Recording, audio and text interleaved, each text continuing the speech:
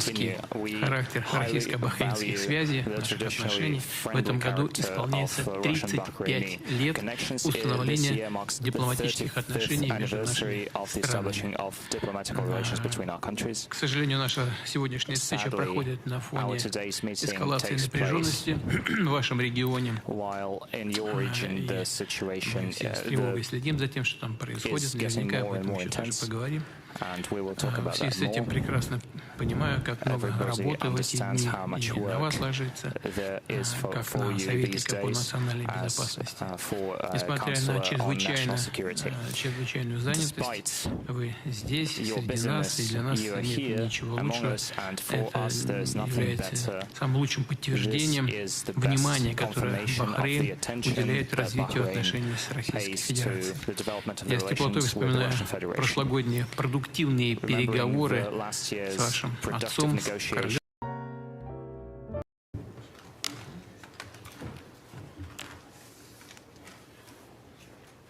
Ваше Высочество, дорогие друзья, позвольте мне сердечно поприветствовать в России, в Петербурге. Ваше Высочество, я знаю, что вы неоднократно бывали в нашей стране.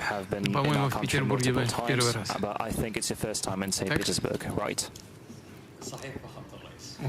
И очень рассчитываю на то, что вам и членам вашей делегации понравится этот город, и вы сюда еще неоднократно вернетесь. Вы возглавляете большую делегацию, вы у нас почетный гость, и все наши друзья из Бахрейна.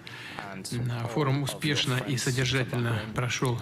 На форуме первый бизнес-диалог прошел успешно Россия-Бахрейн с участием сопредседателей двухсторонней межправкомиссии, министров, предпринимателей с обеих сторон. И я очень рассчитываю на то, что так будет и дальше. Высоко ценим традиционно дружеский характер российско-бахрейнских связей, наших отношений. В этом году исполняется 35 лет установления дипломатических отношений между нашими странами. К сожалению, наша сегодняшняя встреча проходит на фоне эскалации напряженности в вашем регионе. Мы все с тревогой следим за тем, что там происходит. Наверняка об этом еще даже поговорим. В связи с этим прекрасно понимаю, как много работы в эти дни и на вас ложится, как на советника по национальной безопасности. Несмотря на чрезвычайную занятость, вы здесь, среди нас, и для нас нет ничего лучшего. Это является самым лучшим подтверждением внимания, которое Бахрейн уделяет развитию отношений с Российской Федерацией. Я с теплотой вспоминаю прошлогодние продуктивные переговоры с вашим отцом, королем. И в Кремле они прошли в мае 2024 года. Они были очень содержательными. Вы принимали в них тоже участие, я помню хорошо. Мы тогда обстоятельно обсудили вопросы торгово-экономического, финансового, инвестиционного и культурно-гуманитарного сотрудничества, определили дальнейшие совместные планы, и я вас прошу, Ваше Высочество, передать самые теплые пожелания и привет мои наилучшие пожелания Его Величеству. В первом квартале этого года наметилась положительная тенденция во взаимной торговле. Показатели по сравнению с аналогичным периодом 2024 года выросли на 15%. Налажены деловые партнерские отношения между суверенными фондами, и очень рассчитываю на то, что это даст хороший результат. На текущий момент совместные инвестиции направлены в более чем 30 проектов в самых разных областях. Мы очень рады вас видеть еще раз. Добро пожаловать. شكرا فخامة الرئيس على هذه الكلمات الطيبة. أتشرف بأن أمثل سيدي حضرة صاحب الجلالة الملك حمد بن عيسى آل خليفة ملك مملكة البحرين المعظم أمام فخامتكم في سان بيترسبورغ الجميلة. زيارتنا اليوم لا تعبر إلا قرب وصداقة مملكة البحرين بروسيا، وهذه كل ما نقوم به في سعيا في المنطقة للتخفيف من التوترات والسعي إلى السلام، فهو جهود مشكورة منكم فخامة الرئيس ومن جلالة الملك ومن القيادات في المنطقة. اسمح لي فخامة الرئيس أقدم لكم رسالة جلالة الملك لكم وتقرؤونها متى ما شاء وقتكم. أما بالنسبة فخامة الرئيس إلى مواضيعنا المشتركة على جميع الأصعدة، سواء كانت في الصعيد الدبلوماسي ولا الاقتصادي ولا الاجتماعي ولا السياحي، ولله الحمد نرى دائما هذه العلاقات في صعود. منذ أول زياراتي مع جلالة الملك لكم فخامة الرئيس من موسكو ثم إلى سوتشي ثم إلى موسكو مرة أخرى في زيارتنا المؤخرة، دائما نرى نمو في هذه العلاقات، ولله الحمد اليوم احنا معكم ضيف شرف في منتدى سانت بيترسبورغ الاقتصادي. نهنئكم على نجاحاتكم فخامة الرئيس، نهنئكم على هذا الحضور الكبير المتمثل من عدد كبير من الدول المشاركة هنا في سانت بيترسبورغ، ونحن ومملكة البحرين ساعين لبناء هذه العلاقة سويا وفي أوامر قيادتنا الرشيدة وملبين هذه الدعوة وشاكرين.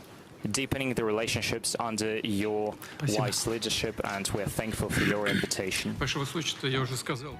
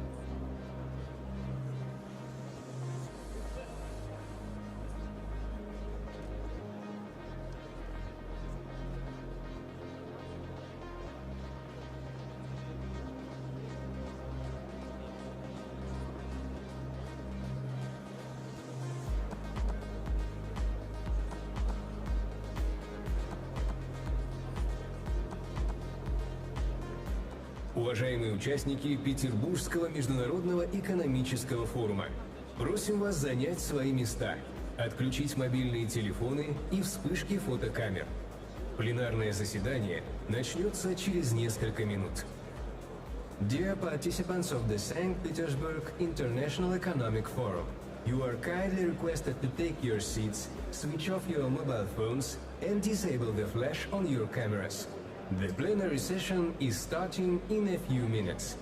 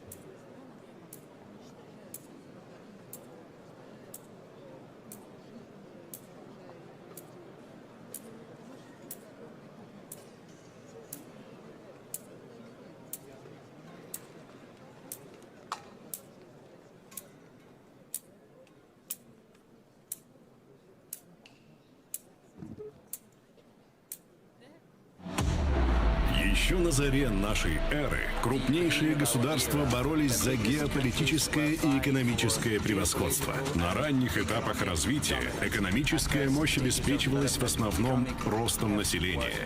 Доминировали Римская и Византийская империи и цивилизации на территории Азии. В эпоху географических открытий решающими стали торговые отношения и темпы технологического прогресса.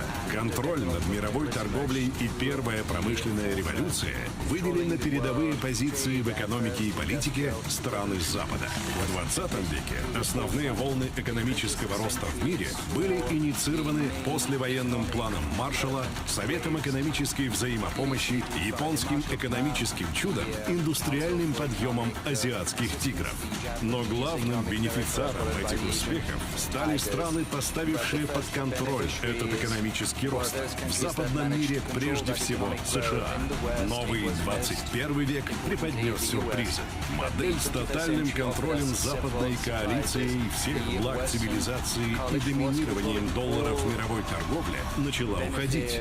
Первую волну экономического роста в новом веке обеспечили страны БРИКС. Сегодня в мировой экономике это уже устойчивый тренд. Почти все страны, которые станут драйверами развития в 21 веке, ищут новые формы объединения и взаимодействия. Ответом времени становится усиление БРИКС, Евразийского экономического союза, Шанхайской организации сотрудничества и других форматов. Геополитические реалии сегодня требуют создания новой платформы глобального роста для стран мирового большинства. Для этого нужно преодолеть главные вызовы времени, гарантировать устойчивость политики многополярного мира, основанного на принципах справедливости и уважения взаимных интересов. Именно это позволит решить проблему политической и экономической фрагментации, продвигать и защищать традиционные ценности, уважение к культуре, своим и чужим традициям, обеспечить поток инвестиций в развитие и прорывные технологии в интересах всего человечества, но с учетом всех существующих рисков, дать равные возможности и снять социальные барьеры, снизить уровень неравенства в новом мире, остановить деградацию природных экосистем и улучшить качество среды для жизни людей. Общая политика, способная обеспечить глобальный рост и защищающая общие ценности, приблизит мир к справедливому будущему. Петербургский международный экономический форум. Общие ценности. Основа роста в многополярном мире.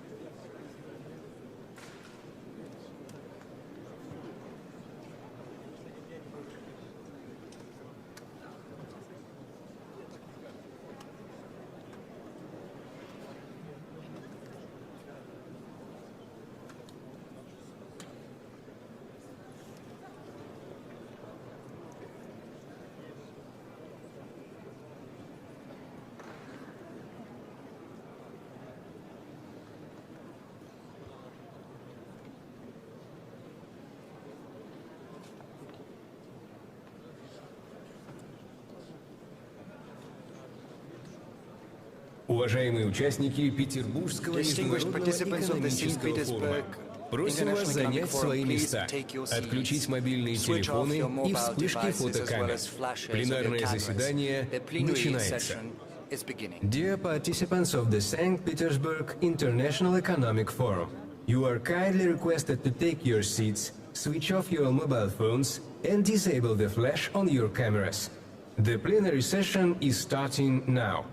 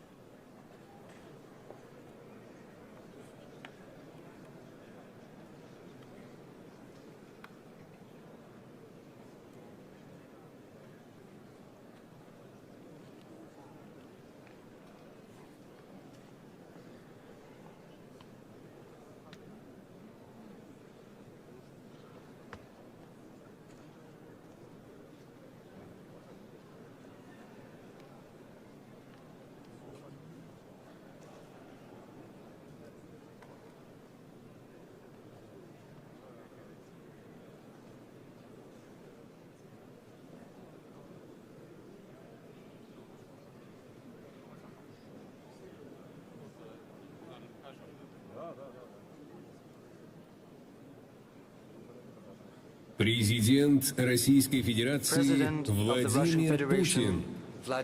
Президент Республики Индонезии Prabowo Subianto. Представитель короля Бахрейна по гуманитарной деятельности и делам молодежи шейх Насер бен Хамад аль-Халифа. Заместитель премьера Государственного совета Китайской Народной Республики Xuexiang. Вице-президент Южноафриканской Республики Mashatile. Модератор пленарного заседания Надим Катейш.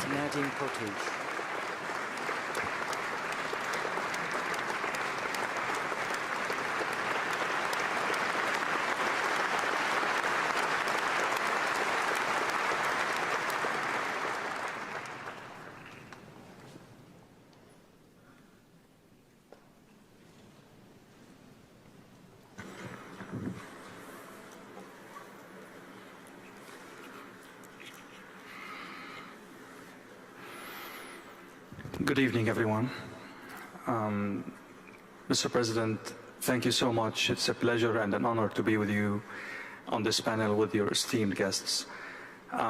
If anything, the St. Petersburg International Economic Forum is again and again proving itself as a pivotal platform for the discussions around global economy, global trends, and geopolitics. So there's no better time than now than being here and discussing what we are going to discuss after listening to these speeches, one by you and the rest by your esteemed guests.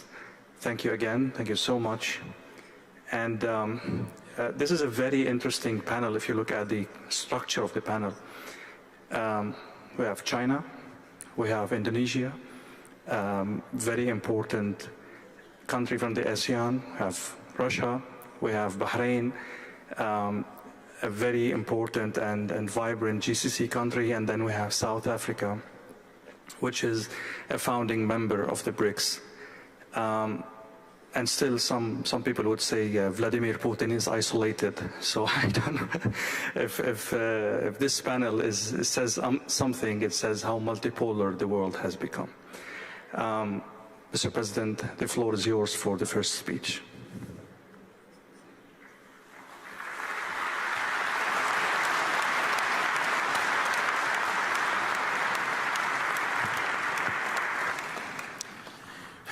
Уважаемый господин Prabowo Subianto, Ваше Высочество шейх Насер, уважаемый господин Xuexiang, уважаемый господин Пол Mashatile, дорогие друзья, дамы и господа, приветствую всех участников и гостей 28-го Петербургского международного экономического форума. Его формат традиционно предполагает предметные, содержательные дискуссии по самым актуальным темам. И мы рады, что к их обсуждению на площадках форума присоединились представители 140 стран и территорий. В нынешнем году в числе таких тем, они все важны, ну, как в таких случаях коллеги говорят, в числе дискуссионных треков, качество роста в условиях многополярного мира и больших вызовов. А это тектонические изменения в глобальной экономике и демографии, включая динамику населения планеты, социальные, общественные и геополитические противоречия, которые дают о себе знать кризисами, региональными конфликтами, которые стремительно вспыхивают с новой силой, и мы видим это, к сожалению, сегодня на Ближнем Востоке. Наконец, это изменение климата и острые экологические проблемы, требующие ответа. И, конечно, переход к новому технологическому укладу, основанному на цифровых платформах, искусственном интеллекте и автономных системах, способных принимать решения, заключается вопрос в том, The thing is, how do we make sure that these positive technological changes are spread ubiquitously? How do we make sure that these new digital technological solutions are universally acceptable, allowing countries, regions, and cities achieve a new level of development, climbing the ladder of progress, making sure that this technological breakthrough benefits everyone, including in terms of changing societal structure, decreasing level in inequality, as well as higher standards of living. How do we make sure every person has equal opportunities and gets access to knowledge that will help tap into their potential? And how do we implement the fundamental principle of justice? In the course of my address, I would like to dwell on the tasks at hand for Russia. I'll also speak about what we are doing to address these tasks together with the business community, the academia, and civil society. I'll speak about the approaches we propose in order to support economic growth, not just within our country, but also how we create joint mechanisms for global and regional development in partnership with friendly nations. Let me start with an overview of the current state of the Russian economy. Despite a challenging external environment, the Russian GDP over the last 2 years has been growing by more than 4% every year. In other words, that was higher than average across the world. Speaking about the structure of this growth, let me cite a specific criterion indicator which we have dubbed non-oil and gas GDP. It's calculated so as to factor out the influence of industries related to the extraction of hydrocarbons. So this non-oil and gas GDP in Russia in 2023 grew by 7.2%, whereas in 2024 it grew by almost 5%, namely 4.9%. In other words, we see a higher growth rate than across our GDP on average. Иными словами, вклад сырьевой составляющей в экономическую динамику нашей страны уже не является определяющим. Более того, он в текущем моменте оказался даже отрицательным. При этом общий рост ВВП был завязан далеко не только на оборонно-промышленный комплекс, The defense industry is not the only thing sustaining the general growth of GDP, despite what some claim. Yes, indeed, the defense industry has played a role, but we have to look at the structure in detail. Over the last 2 years, we see growth in agriculture, industry in general, construction, logistics, services, finance, as well as IT. Практически все ключевые системообразующие отрасли systemically important industries of the Russian economy have been growing. О чем это говорит? О том, что благодаря работе десятков тысяч предприятий и компаний, их коллективов, управленцев, благодаря инициативе, труду миллионов предпринимателей, наша экономика не просто уверенно развивается, а становится более качественной, сложной и многогранной. Представление о российской экономике как исключительно сырьевой, зависимой от экспорта углеводородов, явно устарело. Они уходят в прошлое, а реальность говорит о другом. Россия уже занимает 4-е место в мире по объему валового внутреннего продукта. In the world in terms of the GDP size, and it's the first economy in Europe, and it's of course not GDP per capita, this is just the general GDP size. Но, конечно, мало достичь этой позиции. Важно постоянно подтверждать статус одной из крупнейших экономик, создавать комфортные условия, чтобы бизнес и отечественный, и из дружественных стран вкладывал ресурсы, модернизировал и расширял производство именно в России. Наша важнейшая задача текущего года — обеспечить переход экономики на траекторию сбалансированного роста. Что это значит? Мы понимаем это таким образом, что мы должны добиться умеренной инфляции и низкой безработицы. По данным статистики, годовая инфляция уже снизилась до однозначных показателей менее 10%. По состоянию на 16 июня она составила 9,6%. Конечно, это еще много, но корректирование инфляции продолжается. Конечно, здесь сыграли свою роль как активная работа правительства по развитию экономики предложения, так и ответственность ответственные действия Центрального банка. Вместе с тем, на что хотел бы обратить внимание, инфляционная динамика развивается лучше, чем ожидали многие эксперты, чем даже предсказывал Банк России. Это уже позволило приступить к аккуратному смягчению денежно-кредитной политики. Но изменение потребительских цен – это далеко не вся картина. Повторю, балансированный рост – это и умеренная инфляция, и низкая безработица, и продолжение позитивной экономической динамики. Важно держать в фокусе все индикаторы самочувствия наших отраслей, компаний и даже отдельных предприятий. О ситуации на рынке труда я еще скажу позднее. Сейчас же отмечу, что за первые 4 месяца текущего года ВВП России прибавил 1,5% в годовом выражении. В том числе в апреле рост ускорился до 1,9%. Вместе с тем, некоторые специалисты и эксперты указывают на риски стагнации и даже рецессии. Этого, безусловно, ни в коем случае нельзя допустить. Я знаю, что на площадках форума вы услышали и те дискуссии, которые идут в правительстве, между Центральным банком России и правительством. Наверняка уже погрузились в материал. Нужно вести грамотную, продуманную бюджетно-налоговую и денежно-кредитную политику. Настраивайте механизмы, прежде всего, на поддержку и стимулирование роста. Естественно, при обеспечении макроэкономической, инфляционной и финансовой стабильности. То есть наш стратегический вектор именно в том, чтобы активно, последовательно, шаг за шагом менять структуру отечественной экономики. Мы здесь, как уже сказал, многого добились, но очевидно, что критически важно идти вперед, тем более с учетом кардинальных изменений в мире, о важности дополнительных действий на этот счет. Мы говорили на Совете по стратегическому развитию и национальным проектам еще в декабре прошлого года.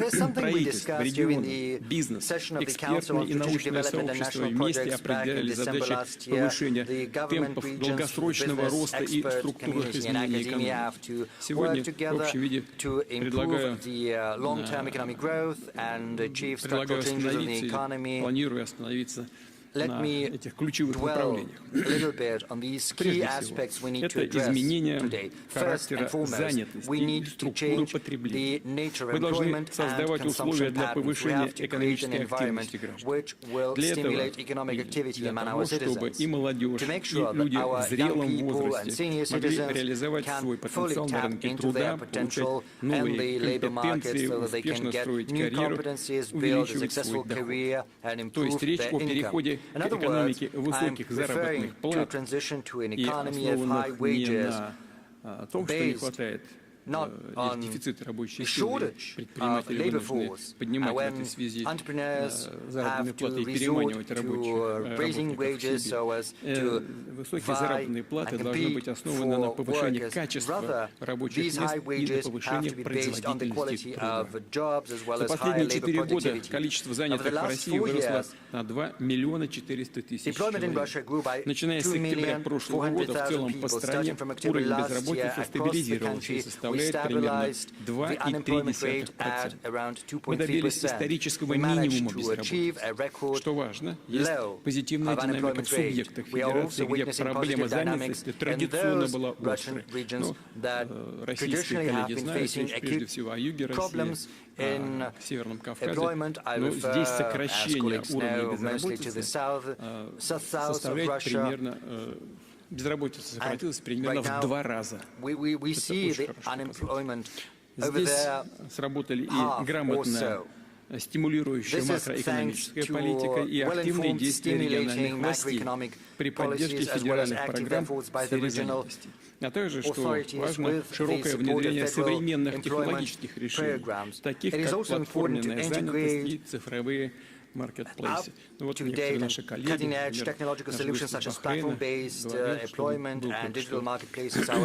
Чеченской республики, и видел, как республика развивается. Действительно, все это на примере Чечни видно очень хорошо. При этом, что хочу отдельно подчеркнуть, растет занятость среди молодых людей, которые только выходят на рынок труда, получают свое первое место работы.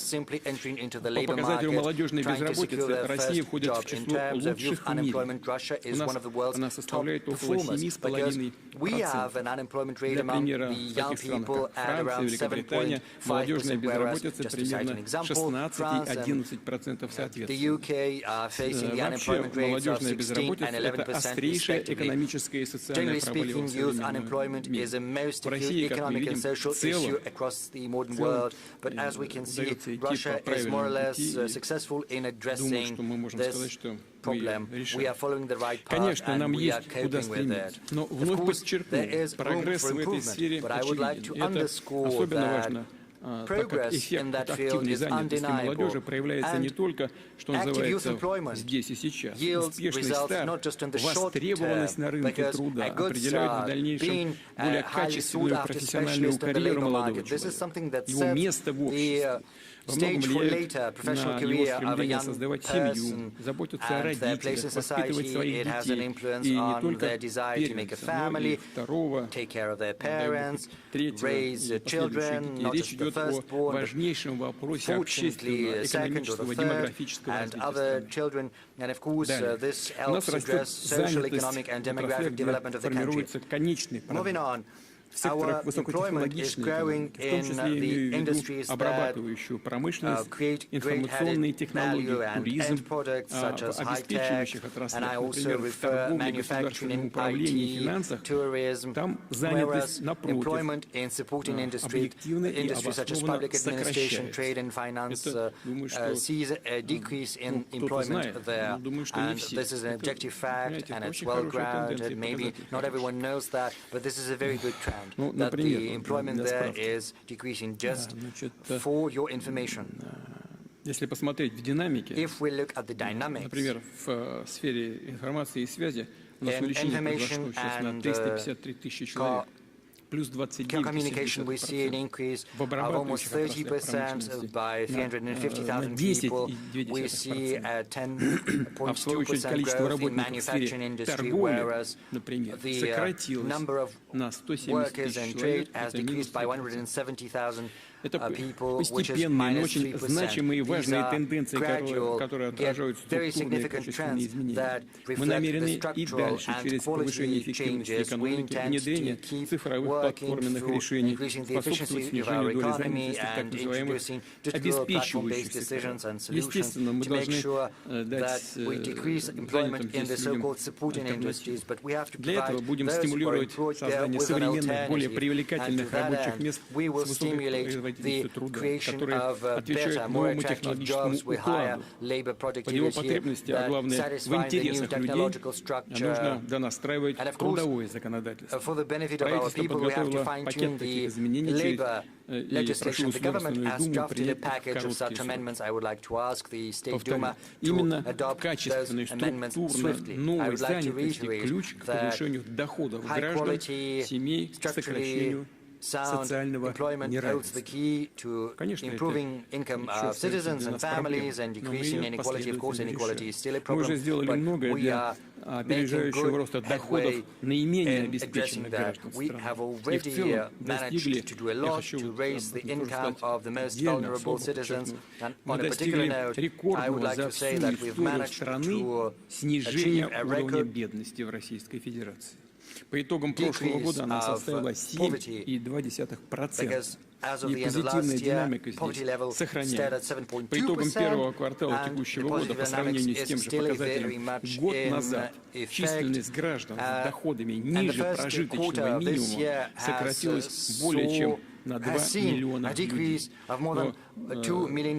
Представители российской части нашего сегодняшнего собрания знают, но я повторю для наших гостей, в 2000 году уровень бедности составлял 29% Российской Федерации. И в такой, скажем прямо, унизительной ситуации у нас находилось 42,3 миллиона человек.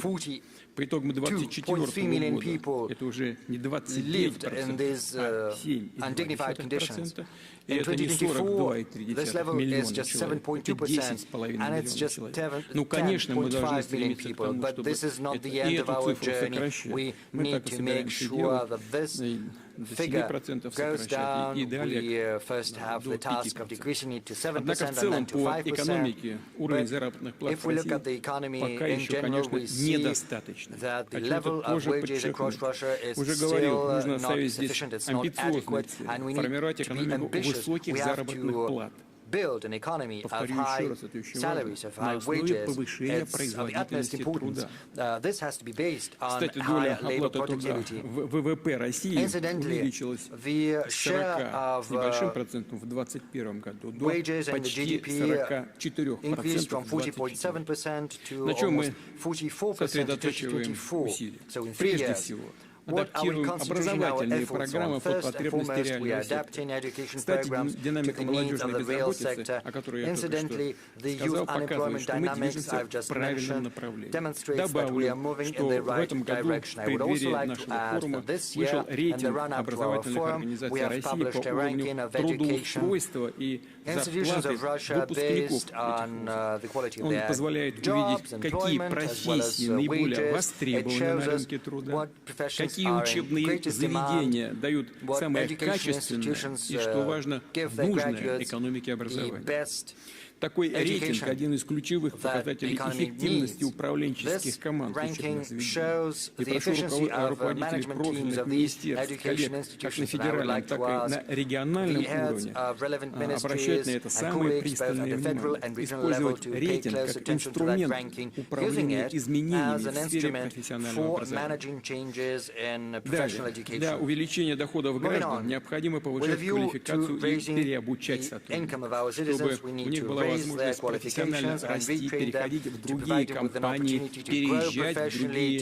регионы. Мобильность рабочей силы должна повышаться. Это очень важно для развития экономики. Позволяло бы занимать людям более перспективные позиции с лучшими условиями и большей заработной платой. И, конечно, важно инвестировать в новое оборудование, заниматься автоматизацией, роботизацией производства, обслуживания, в свою очередь, требует профессиональных компетентных, and they have to be serviced as well. And this will require Подчеркну, повышение зарплат играет важную роль не только для каждого конкретного человека, для благополучия его семьи, условия воспитания детей, но и для всей экономики России. Потому что рост доходов и снижение неравенства в обществе влечет за собой и изменение структуры спроса. Все очень взаимосвязано. Делает ее, эту структуру, более сбалансированной, стимулирует потребление отечественных товаров и услуг, в том числе, например, речь идет о туристической индустрии, сфере общественного питания, отраслях, которые капитализируют наше природное достояние, повышают потенциал городов и поселков,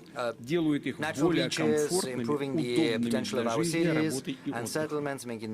Напомню в этой связи, что мы с коллегами из правительства договорились ввести новую систему налогообложения общей фискальной ставкой, с фиксированной ставкой НДС. Часть поступающих доходов напрямую пойдет в муниципалитеты, что даст дополнительный ресурс для проектов и программ развития на местах, прежде всего для повышения качества. Мы обязательно будем поддерживать и быстро растущие отрасли креативной экономики, которые связаны с наукой, культурой, искусством и творчеством, включая такие направления, как архитектура и дизайн, кино, музыка, издательская деятельность и выпуск программного обеспечения и так далее. Все то, что эксперты называют экономикой впечатлений. В текущем году вступил в силу федеральный закон, который задал правовую основу для продвижения креативных индустрий.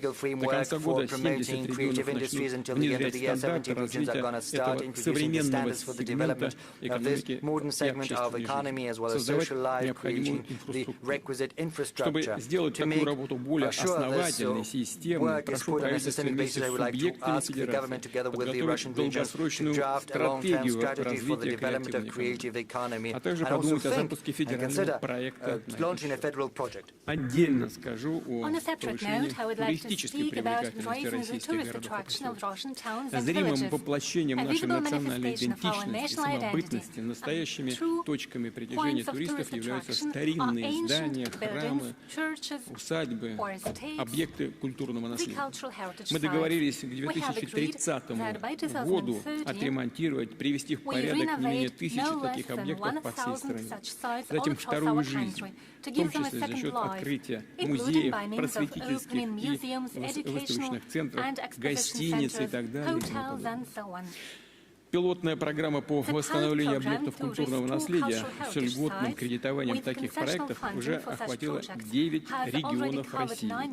Теперь задача расширить ее на остальные субъекты федерации, чтобы выделенные средства дали больший эффект. Предлагаю следующее решение, а именно объединить ресурсы двух программ льготного кредитования по созданию туристической инфраструктуры и по сохранению объектов культурного наследия. Таким образом, на реставрацию и капитальный ремонт старинных зданий, в том числе в интересах бизнеса, можно будет дополнительно привлечь ресурсы с пониженной ставкой. Кроме того, предлагаю распространить на эти проекты механизм зонтичных, так называемых зонтичных поручительств, корпорации развития малого и среднего предпринимательства. Добавлю, что на объектах культурного наследия сложный инвестиционно-строительный цикл. Те, кто занимаются этим, прекрасно понимают, о чем я говорю. Он занимает долгое время, которое нужно обоснованно сокращать, избавляться от явно избыточной формалистики, не в ущерб, конечно, сбережения исторических памяток. Я прошу коллег из администрации президента на площадке соответствующей межведомственной группы подготовить решение как по этому вопросу, так и в целом по восстановлению объектов культурного наследия. Выше упомянул программу создания туристической инфраструктуры. Напомню, что мы активно, деликатно, правда, вовлекаем в туристическую сферу наши национальные парки, создаем условия для их посещения туристами, конечно, с бережным, внимательным отношением к природе, охраняемым экосистемам. Это еще один пример того, как Россия реализует экологическую повестку, не рассчитывает на природные богатства в погоне за сиюминутной выгодой, а сохраняет и приумножает их в интересах людей и во благо всего общества. В развитии этой темы могу сказать еще вот о чем. У нас за прошлые десятилетия накоплены миллионы тонн отходов промышленности и горнодобывающих предприятий. Конечно, они вредят и природе, и людям, создают проблемы. Предлагаю подумать о запуске специальных проектов, чтобы извлечь ценные компоненты из этих отходов. Технологии на этот счет имеются, надо их использовать. Таким образом, бизнес сможет одновременно получить прибыль, помочь ликвидировать накопленный экологический вред, и при этом стимулировать развитие отечественной науки и промышленности, и заняться оздоровлением обстановки. Уважаемые коллеги, освоение новых производственных высокотехнологичных сервисных направлений, расширение палитры хозяйственной деятельности, все это элементы структурных изменений в экономике. В этой связи второе ключевое направление наших действий, на котором остановлюсь сегодня, это новое качество инвестиционного климата. По сути, речь идет о кардинальной минимизации издержек бизнеса, предпринимателей по всем направлениям. От строительства и обеспечения коммуникациями новых проектов до текущей операционной деятельности, включая все виды учета и нотариальное сопровождение. Здесь мы работаем в тесном контакте с регионами, предпринимательскими и экспертными кругами. Вместе добиваемся того, чтобы деловая инвестиционная активность росла в масштабах всей страны, в каждом городе и населенном пункте. Напомню о поставленной задаче. Объем вложений в основной капитал в России к 2030 году должен вырасти не менее чем на 60% по сравнению с уровнем 2020. Правительство уже запустило систему поддержки инвестиций в регионах. Она подразумевает полное, комплексное сопровождение инвесторов, вплоть до ввода предприятия в эксплуатацию, с доступом ко всем механизмам поддержки, включая налоговые льготы. Будем внимательно отслеживать эту практику, вносить изменения, исходя из пожеланий бизнеса, его запросов и потребностей. И, конечно, ориентироваться на регионы лидеры, привлечение капиталовложений, масштабировать их успешный опыт и лучшие практики. По традиции в рамках нашего форума хочу назвать результаты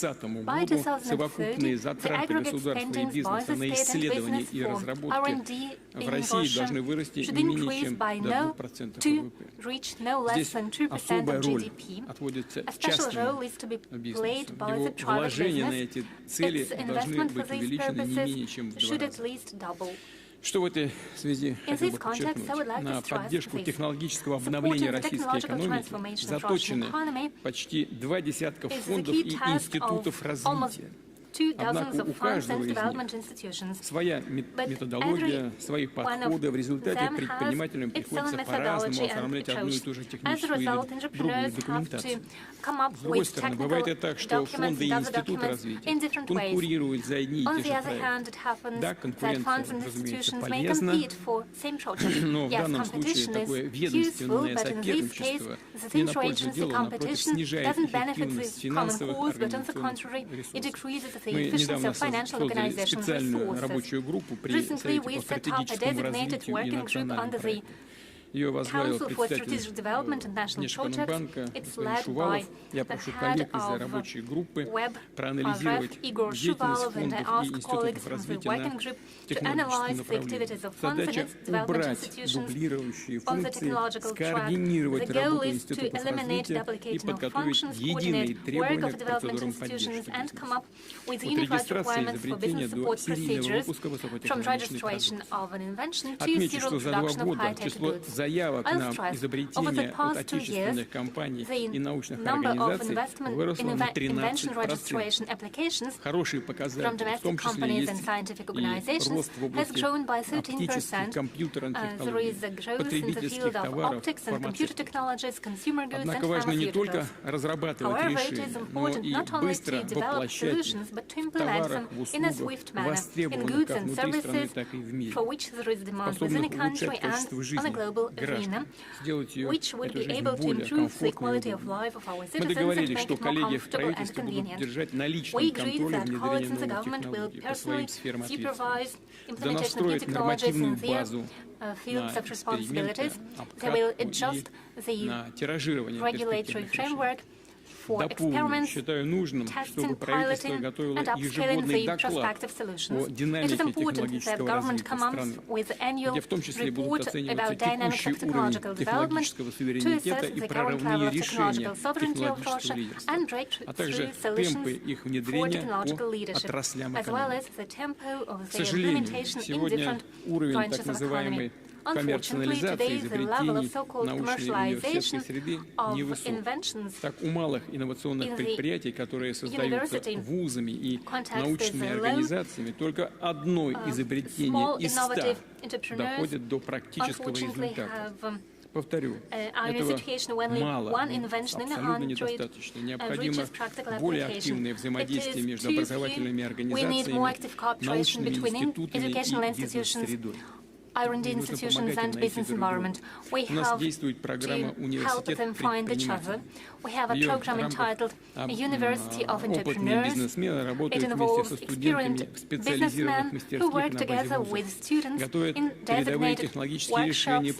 In the higher educational institutions, they come up with advanced technological solutions and products. We have already seen the first results.